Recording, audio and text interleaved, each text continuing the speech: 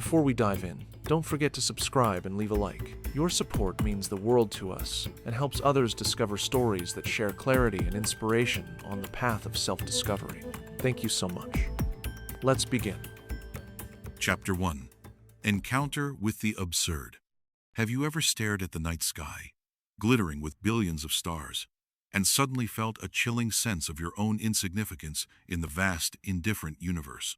Have you ever asked yourself about the meaning of it all, the purpose of your existence, and received nothing in return but the deafening silence of the cosmos? That feeling, the fragility of being, the absence of any built-in order or higher goal, is the very abyss that Albert Camus called the absurd. According to Camus, the absurd is not a flaw in the world itself, nor merely a psychological illusion within us. It is a fundamental contradiction, a clash between two forces that can never be reconciled. The chaos, irrationality, and indifference of the universe on one side, and the human longing for clarity, order, meaning, and eternity on the other. We are thinking beings, born into a world that refuses to answer our most sacred questions. Imagine a man trying to piece together a puzzle, only to discover the pieces don't fit. And worse, the picture was never complete to begin with. There is no final image, no guiding blueprint. This futile effort, this repeated disappointment in the face of unanswered longing. This is our encounter with the absurd. We seek logic where there is none. We crave permanence in a world destined to vanish. And this realization can trigger many reactions: despair, sorrow, numbness, or, for some, a rebellious urge to confront it, not with submission, but with defiance. We may feel adrift, as if we've been cast ashore on an alien planet where nothing quite makes sense. Questions like, why are we here? What is the meaning of life? What happens after death? Echo unanswered, plunging us into a quiet existential unrest. But Camus, one of the brightest minds of existential philosophy, did not ask us to surrender. On the contrary, he saw in the absurd the starting point of true freedom and even joy. In his view, recognizing the absurd frees us from illusions, from chasing borrowed meanings, and opens the door to something radically liberating: the creation of our own meaning. A life not rooted in external answers, but in conscious action, creativity, and the beauty of being alive despite everything. Camus called this act of resistance revolt, a choice not to escape the absurd through false hope or resignation, but to stand face to face with it and still say yes to life, to create, to love, to feel deeply, precisely because nothing is guaranteed. That, for him, was not nihilism, but awakening. Today, I invite you to walk with me into Camus' philosophy of rebellion, where we'll explore the nature of the absurd, the many ways we respond to it, and most importantly, how we can find strength and even joy in conscious defiance. Not through denial, but through passionate living, creative courage, and human solidarity. Are you ready to face the absurd, not as your enemy, but as the spark of your deepest strength? Let's begin. Chapter 2. The Nature of the Absurd. A Thirst for Meaning in a Meaningless World. The world itself is not reasonable, and that is precisely the heart of the absurd, wrote Albert Camus, summarizing our profound and painful confrontation with a reality that persistently refuses to meet our deepest needs for order, logic, and meaning. The absurd, according to Camus, is not some metaphysical quality of the universe. It is not a cosmic mistake. Rather, it is born at the crossroads of two forces: our relentless human hunger for clarity and the silent indifference of the universe. It is not the world alone, nor our longing alone, but the collision between the two that is where the absurd is born. We are creatures of consciousness, wired to understand. We seek patterns, reasons, consequences. We try to weave narratives from chaos. We ask questions like, why are we here? What is our purpose? What happens when we die? And we construct religions, philosophies, sciences, all as tools to make sense of it all, to build a rational structure on top of a universe that may never have been built for reason. But the world does not answer.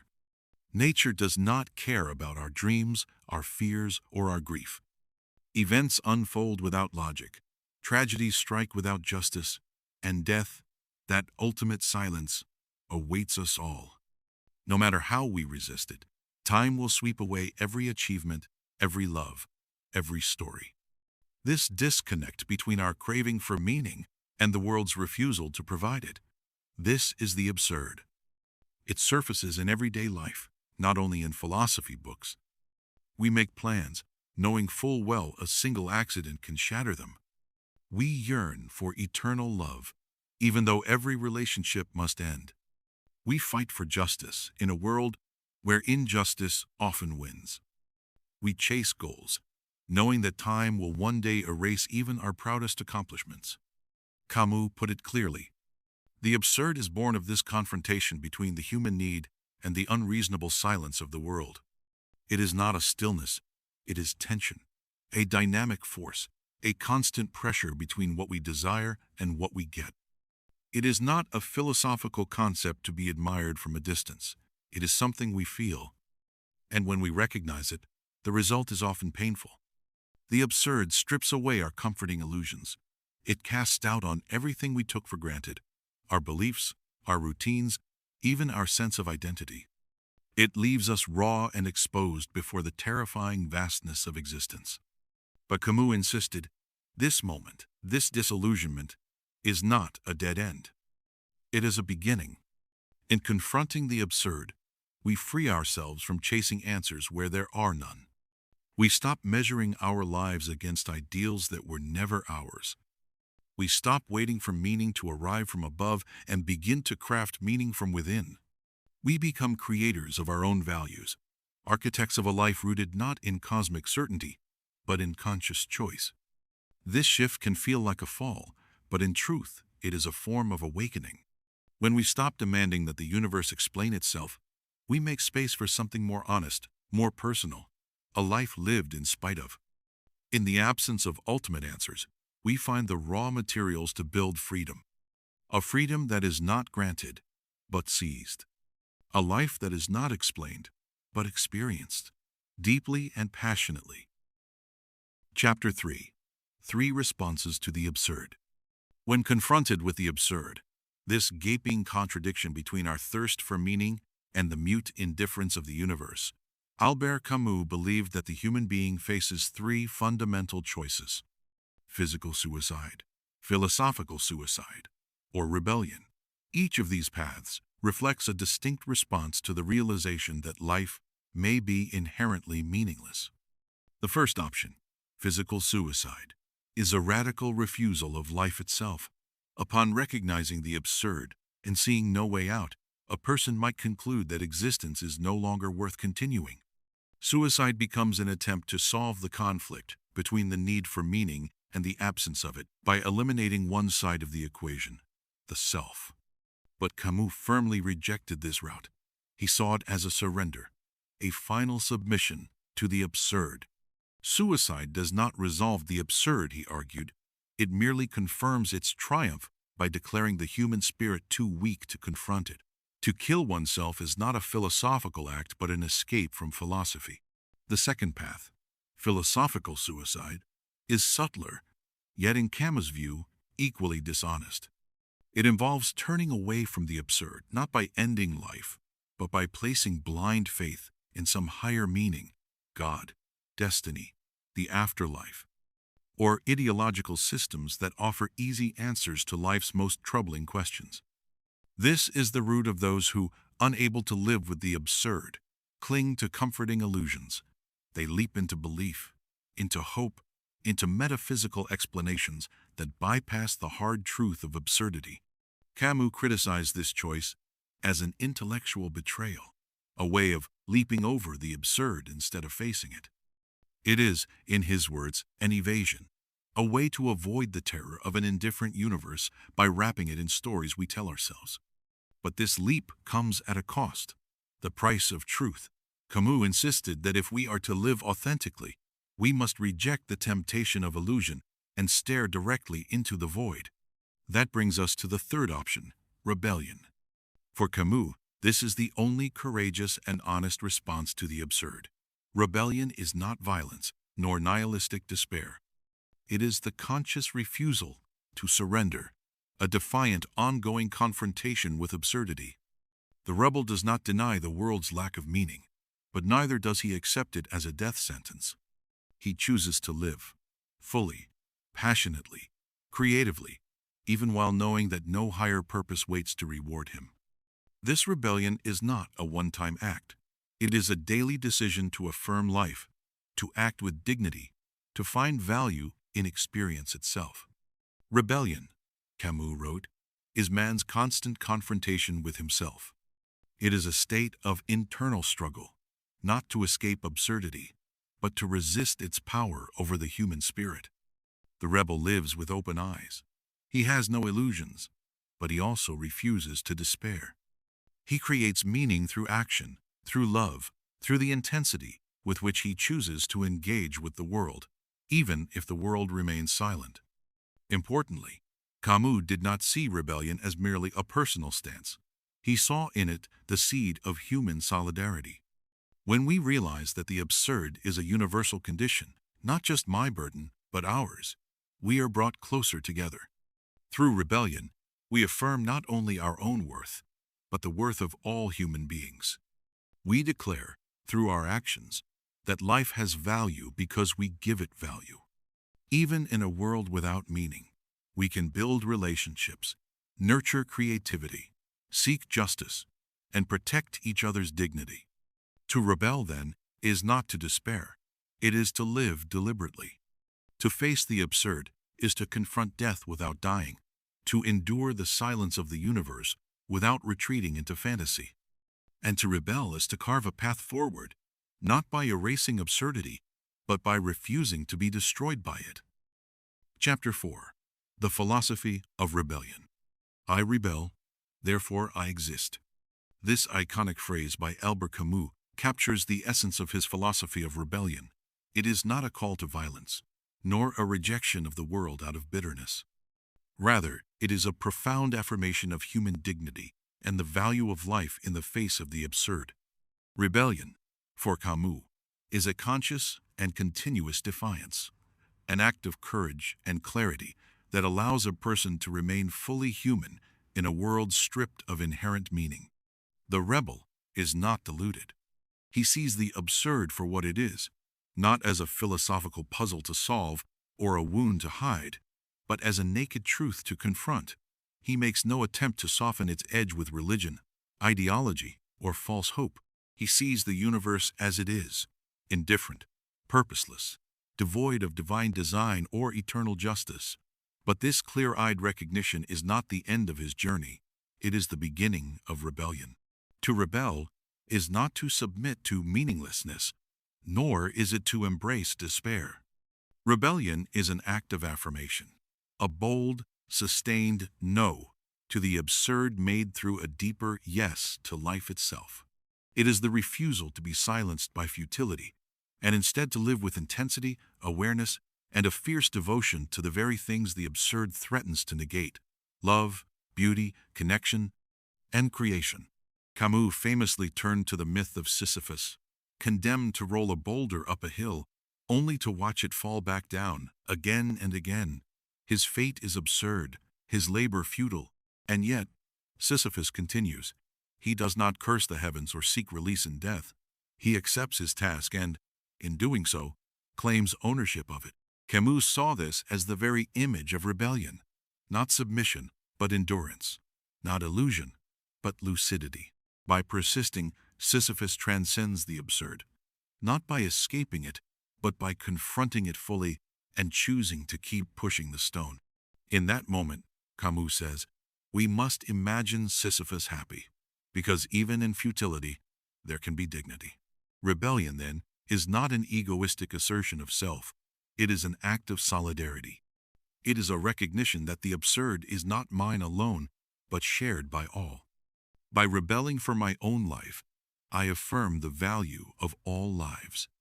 In declaring my existence meaningful, despite the void, I simultaneously declare that we exist, that we matter, together, as fellow human beings united by the same condition. I rebel. Therefore I exist. This is not just a cry of resistance, it is a call to humanity. It expresses our collective response to an indifferent universe, not through destruction, but through presence. Not by tearing down the world, but by standing together within it, alive and conscious, vulnerable and unyielding. Camus' rebel does not hate the world, nor seek its undoing. On the contrary, rebellion for him is born from a love of life in all its fragility and contradiction. To love life in an absurd world is to cherish its moments, not despite their impermanence, but because of it. This awareness that time is short, that meaning must be made, not found, becomes the fuel for passionate, deliberate living. The rebel finds beauty in the fleeting, significance in the act of creation, and connection in shared struggle. In a world without guarantees, he chooses to live as if each moment mattered, and in doing so, he makes it so. Chapter 5. Freedom in an Absurd World. There is no fate that cannot be overcome by scorn. With these words, Albert Camus captured the defiant spirit at the heart of his vision of freedom in an absurd world. Once we awaken to the reality that life holds no inherent meaning, no preordained purpose, we may at first feel overwhelmed, lost in a vast, indifferent universe. But for Camus, this realization is not a curse. It is liberation. In a world where no divine law commands us, where no destiny awaits us, we are left not with despair, but with possibility, the radical, exhilarating possibility of freedom. Freedom not granted by gods or granted by systems, but discovered within ourselves, the freedom to create values in a world that offers none. In the face of absurdity, we are unbound. There are no eternal commandments to obey, no cosmic scripts to follow. That can seem frightening, the silence of the universe, the absence of a higher moral order. But Camus invites us to see it differently. It is precisely this silence that makes us powerful. We alone must decide what matters. We alone must become the authors of our lives. Freedom in an absurd world begins with freedom of thought. We are no longer obligated to kneel before authority or accept inherited truths without question. We are free to doubt, to dismantle, to begin again, to look at tradition, dogma, ideology, and ask, does this still speak to my experience, to my reason? This intellectual freedom is the first spark of real autonomy. It is the courage to think for ourselves, even when the answers don't come easily. But freedom of thought must lead to freedom of action. And with action comes responsibility. There are no guaranteed outcomes, no fixed path toward happiness or justice. Every choice we make is an experiment. We don't follow the map, we draw it as we walk. That burden is heavy.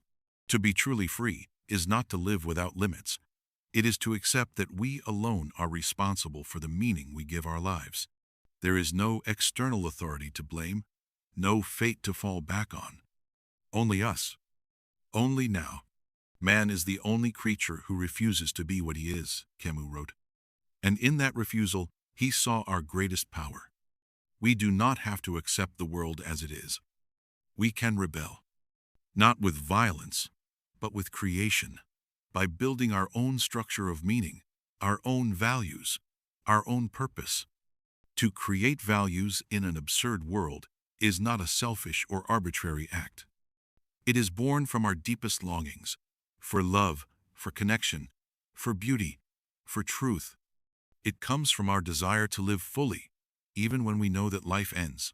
It comes from solidarity, from seeing others like ourselves, caught in the same strangeness of existence, and choosing to stand with them rather than against them. This freedom is no easy gift. It demands clarity. It demands courage. And it demands that we carry the weight of our lives on our own shoulders. But in that responsibility lies our greatness. For it is only through this freedom that our lives become truly meaningful. Not because the universe declares it so, but because we declare it so. We are not the product of some divine plan. We are the builders of our own cosmos, the architects of value in a world that does not care. And that, Camus believed, is the most human thing of all. Chapter 6. Passion as a Response. One must imagine Sisyphus happy. This paradoxical statement by Albert Camus encapsulates a profound understanding of how one can find joy and meaning even in an absurd situation. One of the key elements of this Sisyphus happiness is passion, the intense experience of the present moment, fully immersing oneself in emotions and sensations, letting go of regrets about the past and worries about the future. In an absurd world, devoid of eternal meaning, it is the depth and intensity of the present that becomes the source of our joy and a form of rebellion against meaninglessness. Once we come to terms with the finitude of our existence and the absence of a higher purpose, we are liberated from the illusion of eternity and turn our focus toward the fullness of the present. Every moment becomes precious and irreplaceable. Passion is our way of truly experiencing this moment, of absorbing all of its colors, sounds, smells, and emotions. It is a rejection of passive waiting and an active participation in our own lives. Passion can take many forms. It might be passionate love, where every moment of closeness is imbued with profound meaning. It might be the passion for creativity, where the act of creation consumes us entirely, giving us a deep sense of fulfillment. It might be the passion for knowledge, where the thirst for discovery makes us forget everything else. It might even be the passion for simple pleasures, the taste of food, the beauty of nature, or time spent with loved ones. In an absurd world, where the future is uncertain and the past is irrevocable, the only reality we fully possess is the present. By living this moment passionately, we assert our existence. We rebel against the meaninglessness of time, which relentlessly moves forward, taking our opportunities with it. Camus saw in the myth of Don Juan another example of the rebel living with passion. Don Juan is not seeking eternal love or a higher meaning in his relationships. He lives each moment, each new encounter, with total commitment, finding joy in the very act of seduction and conquest. His passion for life, his insatiable thirst for new experiences, is his way of resisting the absurdity of life's finitude and monotony. You must live. This simple, unequivocal statement by Camus emphasizes passion as one of the core ways to live fully. It is a rejection of compromises, of half measures, of boredom and apathy. It is a choice for intensity, depth, and fullness of experience. However, for Camus, passion should not be blind and destructive. It must be conscious, directed toward affirming life, building connections with others, and creating something of value. Passion, combined with rebellion, becomes a powerful force, capable of filling an absurd world with joy and meaning that we ourselves create. Chapter 7. Creativity as Rebellion. Creation in the face of meaninglessness. To create is to live twice. This quote by Albert Camus emphasizes the deep connection between creativity and the affirmation of life.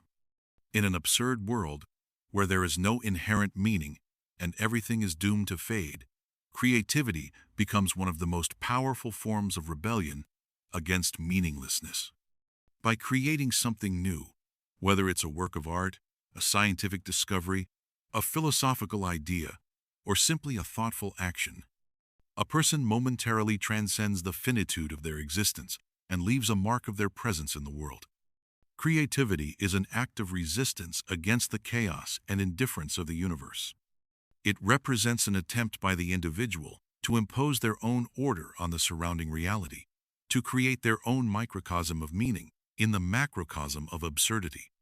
The artist painting a picture, the writer crafting a novel, the scientist formulating a new theory, all of them challenge the absurd by asserting the power of human reason and imagination. For Camus, creativity was not just a form of self-expression but a conscious form of rebellion.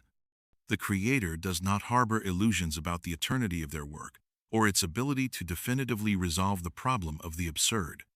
They understand that everything they create will eventually vanish, just as they themselves will.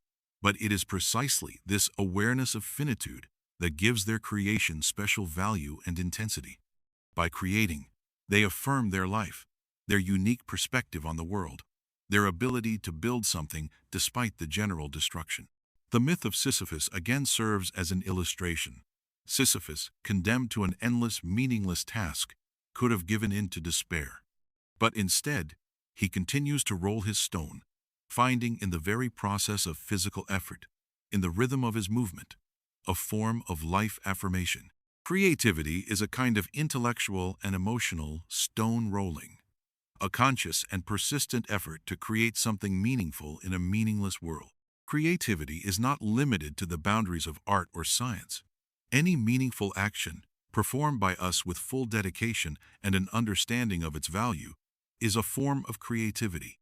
Caring for loved ones, striving for justice, fighting for one's beliefs, even simply paying attention to the world around us. All of these are ways to create our own meaning and rebel against absurdity in everyday life. To create is to give shape to one's fate. This statement by Camus underscores the active role of the individual in creating their own meaning. We are not passive victims of the absurd. We are active participants in the drama of our existence.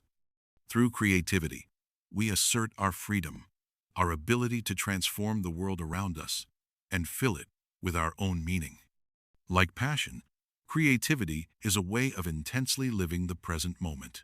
When we are fully immersed in the process of creation, we forget the anxieties of the past and the uncertainties of the future. We live here and now, feeling the fullness of our existence in the act of creation. Chapter 8. Find Joy in a Meaningless World. Our journey into the philosophy of Albert Camus, into his bold and paradoxical view of the absurd and ways to overcome it, has come to an end. We have confronted the fundamental contradiction between our insatiable thirst for meaning and the indifferent silence of the universe. We explored three possible responses to this clash, and came to the understanding that rebellion, a conscious and continuous resistance to the absurd, is the only genuine and courageous answer. We saw that rebellion is not violence or a denial of life, but a passionate affirmation of human dignity, the value of life, and solidarity in the face of meaninglessness. We realized that the awareness of the absence of inherent meaning does not shackle us, but rather frees us, allowing us to create our own values and meanings in a world that offers none. We explored the power of passion, the intense experience of the present moment, as a form of rebellion and a way to find joy in an absurd world. We saw how creativity, the act of creation in the face of finitude, becomes another powerful form of resistance to meaninglessness, allowing us to leave a mark of our existence and affirm our ability to transform the world. Camus' philosophy is not a call to despair, but an inspiring invitation to an active life, to boldly embrace the absurd as the starting point for creating our own meaning. He teaches us to find joy not in illusory hopes for eternity or a higher order, but in the very process of life itself, in every lived moment, in every human connection, in every act of creation. So what should we do now? How can we apply these profound ideas to our own lives? Begin with an honest look at the world around you and your own expectations. Acknowledge the absurd, without trying to ignore it or find easy answers where none exist. Free yourself from the illusions of eternal meaning and predetermined fate. Embrace the freedom to create your own values and live in accordance with them. Fill your life with passion. Live every moment with full engagement. Appreciate the beauty and intensity of the present.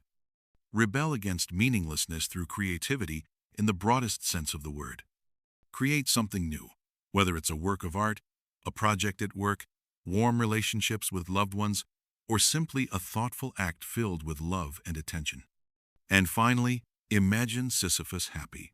Find your own joy in an absurd world, not by denying its meaninglessness, but by boldly confronting it with your own affirmation of life, passion, and creativity.